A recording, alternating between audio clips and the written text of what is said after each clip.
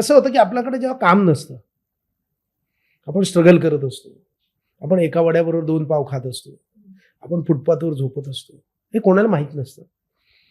पण जेव्हा हे सगळं झाल्यानंतर आपण दिसायला लागतो, तेव्हा एका वड्याबरोबर 2 पाव खाताना ज्या मित्राला आपण फोन केला त्याने माझा फोन नाही उचलला, तो मित्र तेव्हा असं म्हणतो, आता मोठं झालो ना. पण ते स्ट्रगल कोणालाही माहीत नसतं. ते स्ट्रगल लोकांना आपल्याला सांगावं, म्हणजे मला तर सांगायला आवडत नाही, मला सिंपती मिळवायला अजिबात आवडत नाही. मी बिग बॉस नावाच्या एका कार्यक्रमामध्ये 3 आठवड्याच्या वर टिकू शकलो नाही. आता तेव्हा मला खूप लोकांनी खाली, म्हणजे आता हल्ली ते ट्रोलची एक स्टाईल आली, प्रत्येकाचा एक धंदा आहे, तो एक धंदा आहे ना त्यांचा, ट्रोलर्स ते त्यांचा धंदा करत असतात, ठीक आहे. मी टिकू नाही शकलो तिथे, आय डोंट नो. मग काही लोकांचे असे कमेंट आले की अरे खरंच तू खरा आहेस रे म्हणून टिकू नाही शकलस. मी हे घेऊन बाहेर पडलो.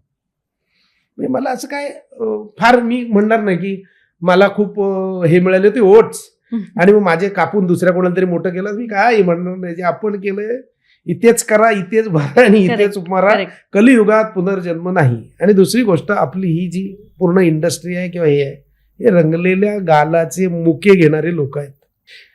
उगवत्या सूर्यालाच नमस्कार करतात, मावळत्या दिनकराला सनसेट म्हणून वापर करणारा जी लोक आहेत ती आपल्या इंडस्ट्रीमध्ये खूप आहेत. आणि हे नो प्रॉब्लेम आहे, त्याला काय.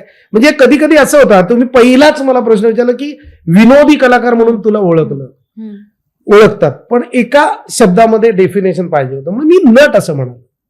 आता मी विनोदी, आता एका शो मध्ये, एका सिरियलमध्ये, ज्याचा डेली सोप होती, दैनंदिन मालिका, ज्याचा निर्माता माझा मित्र होता, चॅनल हेड होती एक, की तिने मला रात्री 12:15 वाजता काढलं. का? आता हा विनोदी आहे, हा सिरियस करू शकत नाही.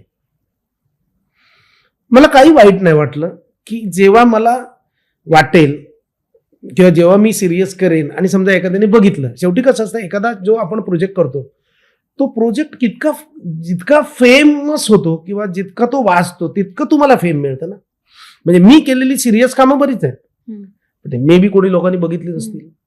किंवा आपल्याकडे कसं आहे, टाईप कास्ट आहे, म्हणजे हा कॉमेडी करतो कॉमेडीच, मग हा सिरियस करतो हा सिरियस. मग आता एखादा सस्पेन्स नाटक असेल आणि त्याच्यात समजा दिगंबर नाईकने काम केलं, लोक बघायला येतं ना, कॉमेडी म्हणून बघायला येतात, तो सस्पेन्स करेल, याच्यावरती कोणाचा विश्वास नसतो.